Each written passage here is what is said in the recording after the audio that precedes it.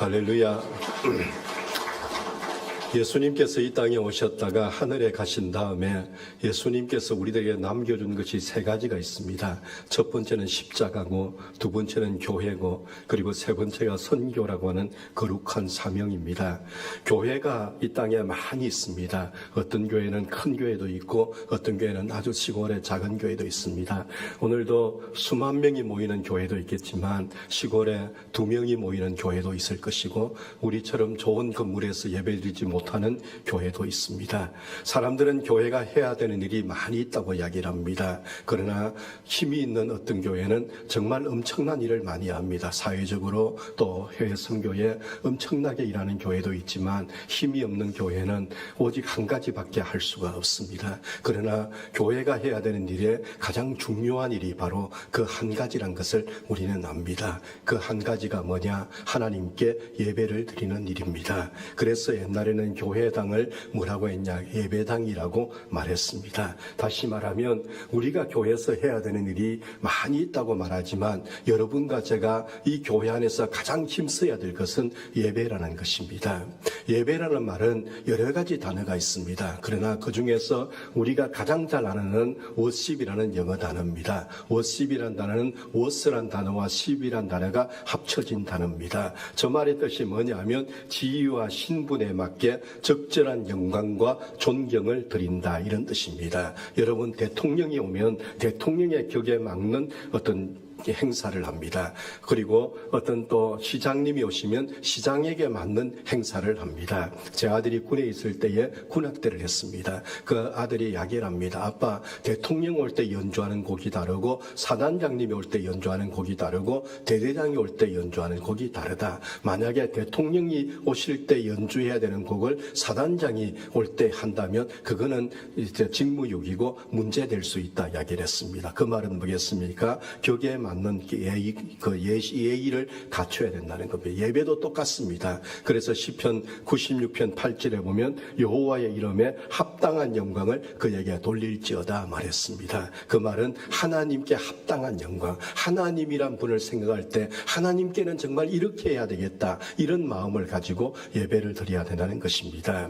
예배학자들이 많이 있습니다. 그 중에서 레이번이라는 예배학자가 있는데 그분은 이런 이야기를 했습니다. 예배는 인간이 하나님을 경배와 존귀와 찬송과 사랑과 순종을 받으시기에 합당한 분으로 믿음으로써 하나님께 모든 것을 돌려드리는 수단이다 말했습니다. 다시 말하면 하나님은 우리 눈앞에 보이지 않습니다. 그렇지만 우리가 이 시간에도 인정할 것은 뭡니까? 내가 지금 살아계신 하나님 앞에 있다는 마음으로 예배를 드려야 된다는 것입니다. 우리의 예배를 받으시는 분은 세상을 창조하신 창조주이시고 우리를 죄에서 구원하신 구원자 되시는 하나님, 그러므로 창조주가 되시고 구원자가 되시는 그 하나님의 이름에 합당하게 우리는 영광과 찬송을 올려드려야 된다. 그것이 예배자가 가질 마음의 자세라는 것입니다.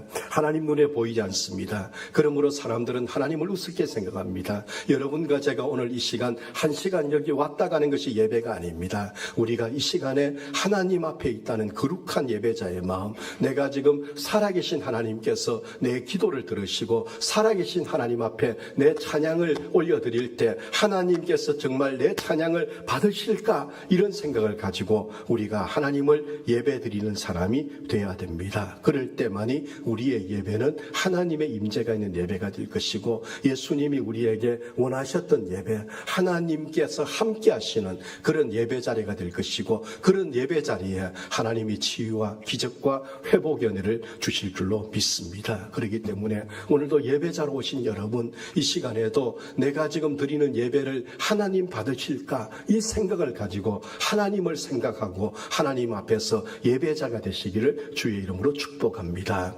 우리가 예배를 생각할 때에 우리가 세 가지 단어를 생각해야 됩니다. 첫 번째는 뭐냐? 준비한다는 말입니다.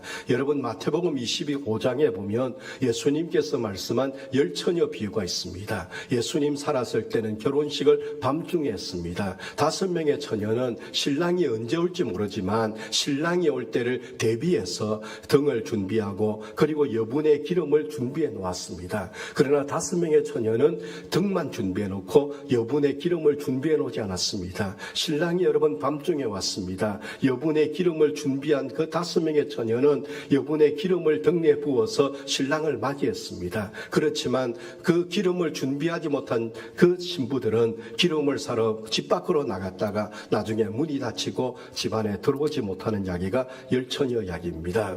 여러분 한국 교회는 후탁교인이란 말이 있다는 거 아세요? 후탁교인이 뭔지 아세요? 한 주간 동안 이 성경책을 그냥 덮어놓았습니다. 그리고 주일 아침에 이 성경을 가지고 이제 교회 오려니까 이 위에 먼지가 있는 거예요. 그러니까 입으로 후 불었습니다. 그리고 이 분 다음에 보니까 먼지가 어떤 먼지는 날아가지만 어떤 먼지는 그대로 붙어 있는 거예요. 그래서 이 성경을 탁 치고 가지고 오는 교인을 후탁교인이라고 말합니다. 여러분은 그런 분이 아니시죠? 후탁교인이 되면 안 된다는 것입니다.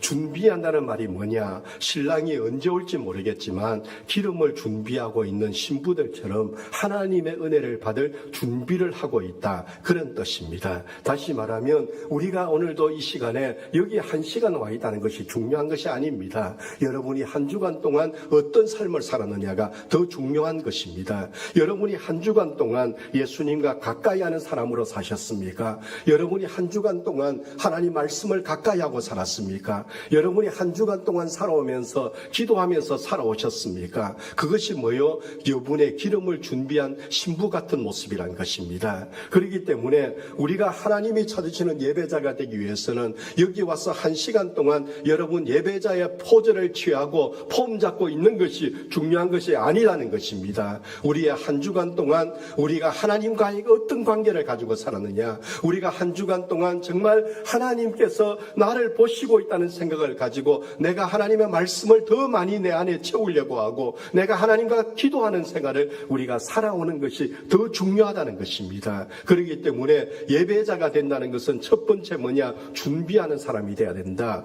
여러분 이런 예배자가 되기를 축복합니다. 그렇게 우리가 준비된 예배자가 되어서 주일날 예배를 드릴 때에 하나님의 임재가 있을 것이고 하나님 은혜가 있을 것이고 오늘 교회 와서 내 인생에서 뭔가 가벼워지고 가는 느낌이 올 것이고 내 잔이 넘치다 하는 그런 고백이 나오는 예배자가 될 줄로 믿습니다.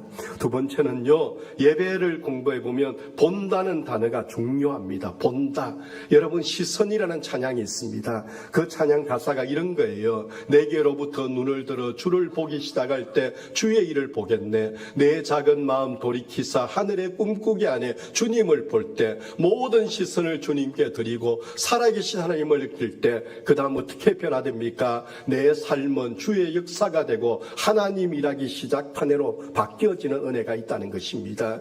성령이 나를 변화시켜서 모든 두려움이 사라질 때 주의 일을 본다고 했습니다. 황폐한 땅 한가운데서 주님 마음 알게 되리 주님을 볼 때 모든 시선을 주님께 드리고 살아계신 하나님을 느낄 때 세상은 주의 나라가 되고 하나님이 일하기 시작한다. 저것이 시선이란 가사입니다. 여러분 왜 저 찬송이 우리 한국교회 안에 많은 감동을 일으키는 그런 은혜가 있었을까요? 땅을 보다가 주님을 바라보는 순간에 인생이 바뀐 사람들이 있었다는 겁니다. 세상을 보다가 주님 바라볼 때에 그렇게 힘든 세상이 하나님을 보기 시작하면서부터 내가 이까짓 것 이길 수 있어 이런 마음의 믿음이 생기기 시작하더라는 것입니다. 그래서 저 찬송이 한국교회에 많이 불려졌습니다.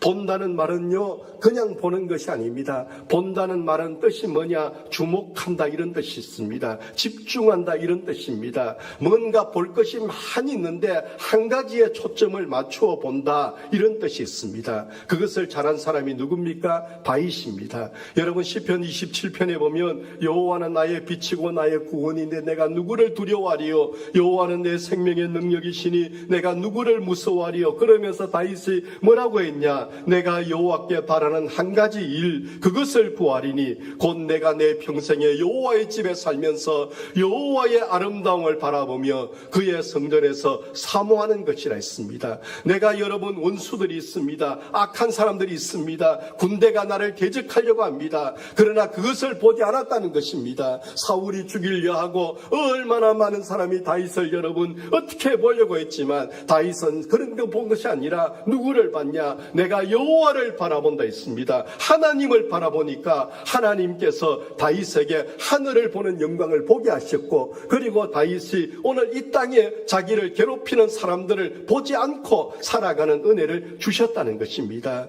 다윗이 얼마나 하나님께 집중했습니까? 다윗은 여러분 자연을 보면서도 하나님을 찬양했습니다. 꽃을 보면서도 그냥 꽃으로 본 것이 아니라 이 꽃 하나하나 잎에 하나님의 손길이 있다는 다윗의 찬양이 있는 것을 봅니다. 프란시스라는 분이 새양의 노래, 그 시에 보면 하나님 길거리에 강에 굴러다니는 돌멩이 하나도 하나님 헛되게 하지 않으셨군요. 하나님 이 나무잎이 똑같이 보여지지만 하나님 가만히 보면 여기에 하나님의 손길이 있습니다. 그러면서 하나님을 찬양했습니다. 다윗도 그랬습니다. 그래서 시편 8편에 오면 주께서 베풀어 두신 달과 별들을 내가 보오니 사람이 무엇이기에 주께서 그를 생각하고 하나님 무엇이기에 저를 돌보십니까? 이러면서 하나님을 찬양했던 모습을 봅니다. 성도 여러분, 예배자는 눈에 보이지 않지만 하나님을 보는 사람입니다. 예배자는 여러분 눈에 보이지 않지만 여기 이 자리에서 내가 지금 살아계신 하나님 앞에 있다는 믿음으로서 하나님을 바라보는 사람이 예배자입니다. 우리가 교회 오면 사람을 봅니다. 우리가 교회 오면 어떤 물건을 봅니다. 어떤 것을 바라볼 때 있습니다. 그런데 여러분, 예배자는 그런 것을 개의치 않아야 돼요. 예배자는 여러분 오직 하나님만을 바라보는 것입니다. 우리가 예배드릴 때 방해되는 것들 다 치워야 되는 것입니다. 우리의 예배를 받으시는 분은 우리를 사랑하시는 아버지십니다. 하나님은 우리를 바라보기 원하시고 우리도 하나님을 바라보기를 원하십니다. 그렇기 때문에 오늘도 이 시간 하나님이 찾으시는 예배자가 된다면 여러분과 제가 하나님하고 눈을 맞추시기를 예수 이름으로 축복합니다.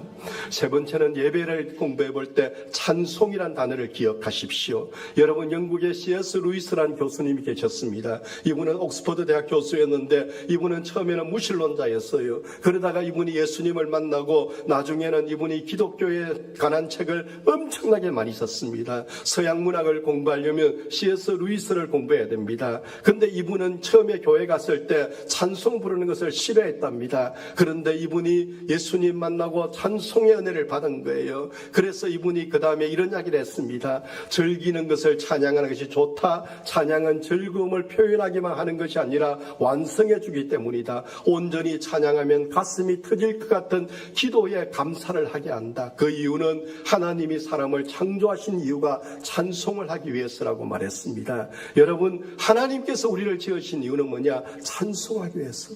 찬송해 보셨나요? 찬송은 처음에 부를 때는 슬픔으로 시작할 수 있습니다. 외롭습니다. 힘듭니다. 그럴 때 여러분 찬송을 불러보십시오. 그러면 어떤 일이 생기는지 아세요? 내 마음속에 힘이 납니다. 여러분, 찬송을 부르실 때에 정말 땀이 날 정도로 불러보셨나요? 정말 여러분, 이 찬송이 처음에는 내가 찬송의 가사를 부르는데 나중에 보면 그 가사가 내 안에 들어와서 그 가사가 내 인생을 바꾼다는 것을 경험해 보신 적이 있습니까? 그렇게 찬송하면 그 찬송하는 그 사람에게 기적이 일어납니다. 그 사람에게 여러분 하나님의 임재가 나타납니다.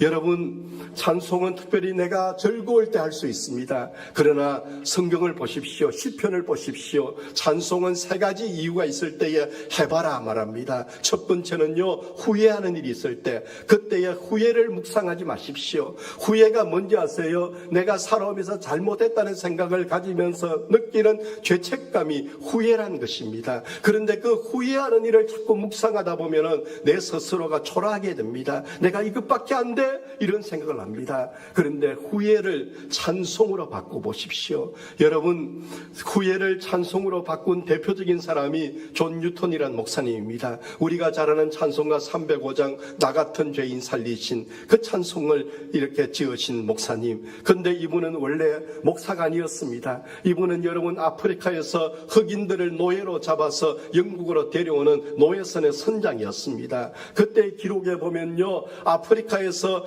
여러분 남자들, 여자들 그리고 아이들까지 유럽으로 잡혀온 흑인들 숫자가 몇 명이냐? 2천만 명이었습니다.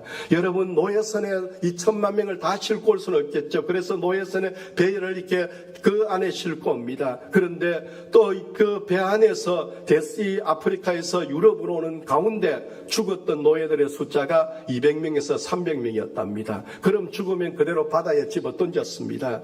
여러분, 그렇게 잡혀온 흑인 노예들이 유럽에서, 브라질에서, 남미에서, 영국에서 살아가면서 여러분 그 사람들의 평균 수명이 몇 년이냐? 7년이었습니다. 그래서 지금도 아프리카 사람들은 서양하면은 제일 먼저 그 사람들에게 당신들이 우리 앞에 용서받아야 될 것이 뭐냐? 흑인 노예라. 그렇게 말할 정도로 흑인 노예의 사건은 아프리카 역사의 굉장히 아픔입니다. 그런데 존 뉴턴 목사님이 그렇게 했습니다. 노예선의 선장으로 이분은 노예들을 배에 싣고 유럽으로 데리고 오는 일을 했습니다. 처음에는 그렇게 사는 것이 죄라고 생각되지 않았습니다. 그런데 예수님을 만나고 그 일이 죄라는 것을 알았습니다. 그래서 존 뉴턴 목사님은 그때 윌버포스라는 영국의 국회의원과 함께 노예 해방운동을 하는 그런 삶을 살았습니다. 자신의 잘못을 후회하면서 하나님 앞에 회개하고 그리고 그걸 찬송으로 바꾸었는데 그 찬송이 305장 나 같은 죄인 살리신 찬송입니다. 여러분 아시죠? 나 같은 죄인 살리신 주원의 놀라와 그 다음에 가사가 어떻게 됩니까? 잃었던 생명 찾았고 광명을 얻었네라는 가사입니다. 하나님을 찬송으로 바꾸십시오. 여러분 후회되는 일 후회하지 마시고 하나님을 찬송하는 일로 바꿔보십시오. 찬송은 후회를 감사로 바꾸는 능력이 있습니다. 두 번째는요, 상처받는 일이 있을 때 상처를 묵상하지 마시고 하나님을 찬송하십시오. 여러분 찬송가 413장 찬송이 내 평생에 가는 길 순탄하여란 찬송입니다. 그 찬송을 지어보는 호레이셔 스페보드라는 목사님입니다. 그런데 이분은 처음에 목사가 아니었습니다. 이분은 여러분 미국에 1870년대 살았던 변호사입니다. 돈을 많이 벌었습니다. 성공했습니다. 그리고 그때에 미국 교회를 움직였던 무디 목사님을 도와서 교회 건축도 많이 했던 그런 분이었습니다. 그러다가 1871년에 미국 시카고에 큰 불이 납니다. 그때 이분이 모든 재산을 다 잃어버렸습니다. 그리고 이분의 큰아들도 병으로 죽었습니다. 기가 막힌 일이 생겼습니다. 가족들이 힘들어합니다. 아내와 딸이 4명 있었는데 가족들이 힘들어하는 것을 보고 이분이 가족들에게 좀 쉬는 시간을 가지도록 해야 되겠다. 그래서 유럽 여행을 시켜줍니다. 그런데 이분은 사업 정리하고 가겠다 하고 아내와 내 딸을 먼저 배에 태워서 보냈는데요. 1873년 11월 22일 날 대서양에서 이분 그 가족들이 탄 배가 다른 배와 충돌을 합니다. 그리고 그 자리에서 딸 4명이 죽었습니다. 아내가 겨우 살아서 남편에게 전보를 보냈는데 나만 홀로 구조되었소. 그런 거를 적힌 전보를 보냈습니다. 살아남은 아내를 만나기 위하여 배를 타고 갑니다. 그런데 이분이 탄 배가 그 사고난 지역을 지나가는데 선장이 이렇게 말합니다. 여기가 따님들이 죽었던 장소입니다. 어떤 생각을 했겠습니까? 여러분 같으면 어떤 생각하겠습니까? 이분이 그 이야기를 듣는데 죽은 4명의 딸이 생각났습니다. 마음이 아팠습니다. 하나님 원망할 수 있습니다. 그런데 이분이 기도하다가 하나님께서 주시는 마음을 가지고 지었던 찬송이 내 영혼 평안해 평안해 그 찬송이었고, 지금도 여러분 고통에 있는 사람들이 좋아하는 찬송가를 찾아라 그러면 이 찬송을 말하고 있습니다. 여러분 세상을 살면서 상처 없는 사람 어디 있습니까? 세상을 살면서 여러분 아픔 없는 사람 없습니다. 상처받는 일이 생겼을 때에 그때에 내 영혼 평안의 찬송이 아니더라도 하나님을 찬송해 보십시오. 찬송은 내 속에 있는 상처를 해독하는 능력이 있고 우리를 치료하는 능력이 있습니다. 우리는 평안을 원합니다. 평안. 그러나 평안은 환경에서 오지 않습니다. 평안은 하나님을 바라볼 때에 하나님이 우리에게 주시는 은혜가 평안입니다. 그렇기 때문에 여러분, 누군가가 내게 상처 줄 때, 어떤 일 때문에 내가 아픔이 생겼을 때 그 일을 묵상하지 마시고 하나님을 찬송하십시오. 그러면 찬송이 내게 새 힘을 열어주는 은혜가 있습니다. 세 번째는 두려움이란 단어, 두려움이 올 때 찬송하십시오. 시편 95편 3절에 오라 우리가 여호와께 노래하며 우리의 구원의 반석을 내 즐거이 외치자. 우리가 감사함으로 그 앞에 나가며 시를 지어 즐거이 그를 노래하자. 여호와는 크신 하나님이시요 모든 신들보다 크신 왕이다. 그런 말씀이 있습니다. 여러분, 두려움은 허상입니다.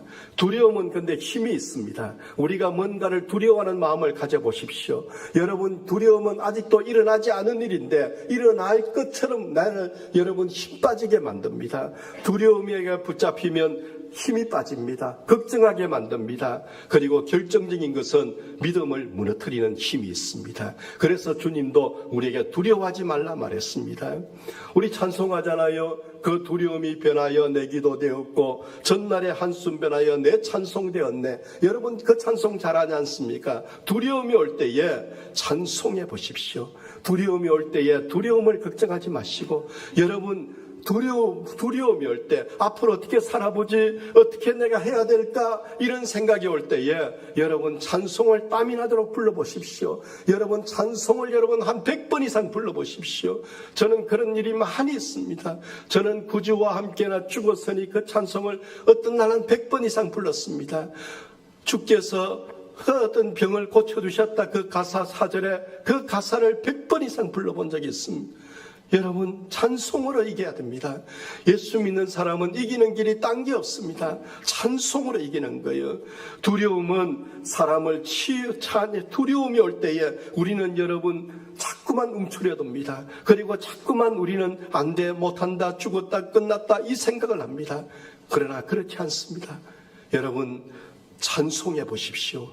찬송은 사람을 치유하는 능력이 있습니다. 두려움을 물러가게 만드는 능력이 있습니다. 특별히 귀신 들린 사람 만나보셨나요? 그 귀신 들린 사람을 여러분 치료하는 능력이 뭔지 아세요? 찬송입니다. 그래서 찬송의 능력이 있는 거예요. 내년도 어떻게 살아볼까? 혹시나 그런 생각하는 분 계세요? 찬송하십시오. 하나님께서 내 마음속에 여러분, 그래, 맞아, 하나님 알아서 해줄 거야, 하나님 책임져 줄 거야, 여러분 이 마음 들 때까지 찬송해 보십시오. 여러분, 중동에 어느 선교사가 그랬어요. 어떤 그 이슬람권에서 예배도 못 드립니다. 이슬람권에 있는 선교사님에게 어떤 분이 물었습니다. 선교사님 계시면서 제일 두려운 것이 뭡니까? 그랬더니 그 선교사가 내 신분 드러나는 것도 두렵지 않습니다. 누군가가 나를 밀고 하는 것도 무섭지 않습니다. 그런데 내가 제일 무서운 것은 하나님이 느껴지지 않을 때가 제일 무섭습니다. 하나님의 임재가 느껴지지 않을 때, 내가 정말 이 땅에 내 혼자 있다는 생각이 들 때, 그때가 제일 무섭다고. 그 선교사만 그럴까요? 우리의 영이 죽어서 그렇지. 여러분, 하나님의 임재가 느껴지지 못하면요, 우리 불쌍한 사람이에요. 하나님의 임재가 느껴지지 못하면 여러분, 우리는 여러분 너무너무 불쌍한 사람이에요. 그런데 하나님의 임재가 느껴진다면 우리만큼 행복한 사람이 없습니다. 이것이 찬송의 능력이요, 이것이 찬송의 은혜입니다. 내 영혼이 은총 입어. 그 찬송 여러분 좋아하시죠? 높은 산이 거친 들이 초막이나 궁궐이나, 여러분 그 찬송 불러보시면서 정말 그 찬송 가사가 내 안에서 가슴 속에서 나올 때가 경험해 보셨나요? 그럴 때 되면요, 여러분 50평도 부럽지 않고 80평도 부럽지 않고 내가 있는 곳이 천국 된다는 거 아십니까? 저는 24살 때 결혼했습니다. 제가 있던 교회는 종탑 밑에 방이 하나 있었습니다. 거의 신혼방입니다. 거기 전기장판 깔아놓고 우리가 살았어요. 추웠습니다. 너무너무 힘들었어요. 그 방에 사는데 그때 불렀던 찬송, 내 영혼이 은총 입어. 초막이나 궁궐이나 내 주여서 모신 거예요. 그 어디나. 우리 교회에서 사택이 성주 아파트 있을 때 어떻게 해서 경매로 넘어갔습니다. 저희들이 6개월 동안 15평짜리 원룸에 살았습니다. 그때 우리 가족 5명, 강아지 3마리, 새 2마리, 우리 그렇게 살았어요. 방 한 자리. 근데 거기서도 초막이나 궁궐이나 그 찬송을 불렀습니다. 그 찬송 부르고 6개월 살았습니다. 그리고 나서 지금 아파트 왔는데 32평짜리 왔습니다. 거실이 너무 넓은 거예요. 엄마야, 이걸 어떻게 청소하지? 그러고 살았습니다. 근데 요즘은 거실이 별게 아니더라고요. 여러분, 거기 사람이 어떤 환경에 있느냐, 어떤 차 타느냐, 어떤 옷을 입었느냐 보다도 내 마음속에 하나님의 임재가 느껴진다면 세상에 그 사람이 제일 행복한 사람입니다. 이것이 찬송의 힘이요, 이것이 찬송의 능력이에요. 연말 되면 두려움이 많이 옵니다. 요즘 목사님들 만나면 내년도 그 교회 걱정하는 분들 많이 만납니다. 어떤 교회는 권사님들이 데모했대요. 내년에 밥 안 한다고. 목사님 데모 걱정하는, 많이 여러분 별의별 일이 다 있습니다. 성가대 안 하겠다고 삐끼고 별의별 일 다 있습니다. 그런데 여러분 찬송하십시오. 찬송은 두려움을 물러가게 합니다. 두려움은요, 아침 안개 같아요. 내년도 살아갈 수 있습니다. 여러분, 하나님께서 우리를 굶기겠습니까? 하나님께서 우리를 여러분 부끄럽게 하겠습니까? 그렇지 않습니다. 저는 참 가난했습니다. 그런데도 사람들은 저보고 부자 목사라 했습니다. 그래서는 맨날 밥을 제가 샀습니다. 그래도 부도 안 나고 살았습니다. 찬송하십시오. 오늘 시편 5편 말씀이 그런 거예요. 시편 5편 말씀은 다윗이 형편이 좋을 때 했던 기도가 아닙니다. 여러분 시편을 공부해 보셨나요? 시편을 보면은 여러분 시편이 문학의 밤 할 때 시를 암송하는 것처럼 그렇게 시편을 읽으면 시편이 보이지 않습니다. 시편은요, 아이들이 지금 자기 힘으로 못 이기는 문제를 만났습니다. 어떤 큰형님한테 맞았습니다. 씩씩거리면서 아버지 앞에, 엄마 앞에 왔습니다. 그러면서 지금 말도 조리 있게 못합니다. 분이 차가지고 씩씩거리면서 여러분 그렇게 말하는 아이. 그런데 시편을 읽어보면 시편을 쓴 분들이 다 그렇게 하나님 앞에 나갑니다. 악인들을 만나고, 교만한 사람 만나고, 거짓말하는 사람 만나고, 내 힘으로 해결 못하는 일 만나고, 나를 속이는 사람 만나고, 그런 사람들 속에서 다윗도 살았고, 그런 사람들 속에서 살아가면서 하나님을 찾았던 사람이 다윗이었습니다. 다윗은 그런 사람들이나 환경을 보지 않았습니다. 다윗은 하나님을 봤습니다. 하나님을 예배했습니다. 오늘 여러분, 우리가 당하는 일들은 다릅니다. 어떤 사람 돈 때문에, 어떤 사람 사람 때문에, 어떤 사람은 여러분 내일 어떻게 살아갈지 이런 걱정 때문에, 여러분 우리가 지금 염려하는 일 서로 다르지만 그러나 영적으로 볼 때는 하나의 문제입니다. 뭔지 아세요? 믿음의 문제입니다. 하나님 못 본다는 겁니다. 하나님을 못 보는 거예요. 베드로가 보십시오. 예수님 같이 있을 때는 베드로가 주님에게 큰 소리 쳤습니다. 그러나 주님이 없을 때 베드로는 성전에 청소하는 어린아이 앞에서 나는 예수 모른다고 부인하는 그런 모습을 보여줍니다. 믿음의 문제예요. 다니엘 보십시오. 다니엘은 여러분 기도하면 죽인다는 그 환경 속에서도 다니엘은 하루에 3번 창문을 열고 하나님께 기도했습니다. 다니엘은 믿음을 가졌어요. 다니엘이 죽었습니까? 다니엘 죽지 않았습니다. 다니엘을 죽이려던 사람들이 죽었습니다. 믿음의 문제입니다. 성도 여러분, 우리는 하나님이 선택하신 사람들입니다. 여러분, 우리가 오늘도 이 시간에 이 자리에 있는 것은요, 하나님께서 우리를 선택하시고 불러주신 은혜입니다. 예수는 하나님이 불러주신 사람들이 믿게 됩니다. 여러분, 오늘 이 시간에도 하나님이 믿어진다는 것은 우리는 하나님을 예배하는 예배자로서 하나님이 불러주셨다는 것입니다. 그렇다면 오늘 이 시간 하나님께서 우리에게 원하시는 것은 나는 하나님을 예배하는 예배자입니다라는 분명한 정체성을 가지고 내가 서 있는 곳 어디서나 하나님을 예배합니다라는 믿음을 가지고 어떤 형편, 어떤 상황, 어떤 일을 만나도 하나님만을 예배하는 예배자가 되기를 하나님 원하십니다. 오늘 그런 예배자로서 이 연말을 여러분 마음 다짐하시고 나는 예배자입니다. 하나님 책임질 겁니다. 이런 마음 가지고 하나님 앞에서 살아가는 그런 하나님의 사람들이 되시기를 예수 이름으로 축원합니다.